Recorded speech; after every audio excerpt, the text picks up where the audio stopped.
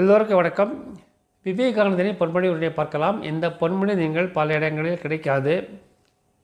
செயற்கையை நுண்ணறிவினை உபயோகப்படுத்தி அவருடைய புத்தகங்களை படிக்க சொல்லி ஒரு நல்ல பொன்மொழியினை தேடித்தர சொன்னேன். அப்படி வந்த பொன்மொழி தான் இது.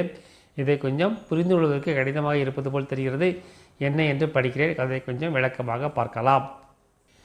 எவரி தாட் வி திங்க், ஒவ்வொரு எண்ணங்களும், நமது ஒவ்வொரு எண்ணங்களும்.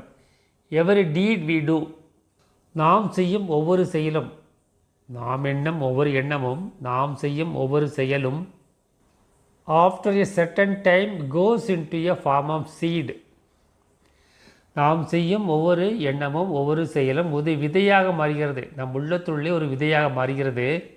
மேலும் சொல்கிறார், and lives in the fine body in the potential form. நமது உள்ளத்திலே அது இருக்கின்றன. நாம் செய்யும் ஒவ்வொரு செயலும் ஒவ்வொரு எண்ணமும் நமக்கு உள்ளத்தினுள்ளே அது பதிந்து இருக்கிறது. இதனை எட்கார் கெய்ஸ் என்னும் ஒரு அமெரிக்கர் 1950களில் வாழ்ந்த ஒரு அமெரிக்க வேறு விதமாக சொல்வார். நாம் செய்யும் ஒவ்வொரு செயலும் ஒவ்வொரு எண்ணங்கள் முதற்கொண்டு எல்லாமே பதிவாகுகின்றன, எங்கே ஆகாயத்தில் பதிவாகுகின்றன என்கிறார். அதாவது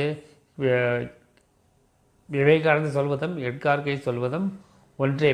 விவேகானந்தர் என்ன சொல்கிறார்? அவைகள் நமது உள்ளத்தில் பதிவாகி இருக்கின்றன என்கிறார். நமது மனதில் பதிவாகின்றன.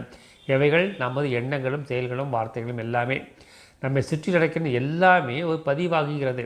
எட்கார் கெய்ஸ் அவர்களும் அதைத்தான் சொல்கிறார். நம்மை சுற்றி நடக்கும் எல்லாமும் நாமும் நமது எண்ணங்கள் செயல்கள் எல்லாமே பதிவாகின்றன. அந்த பதிவினை எப்பொழுது வேண்டுமென்றாலும் நாம் திறந்து படித்து பார்க்க முடியும்.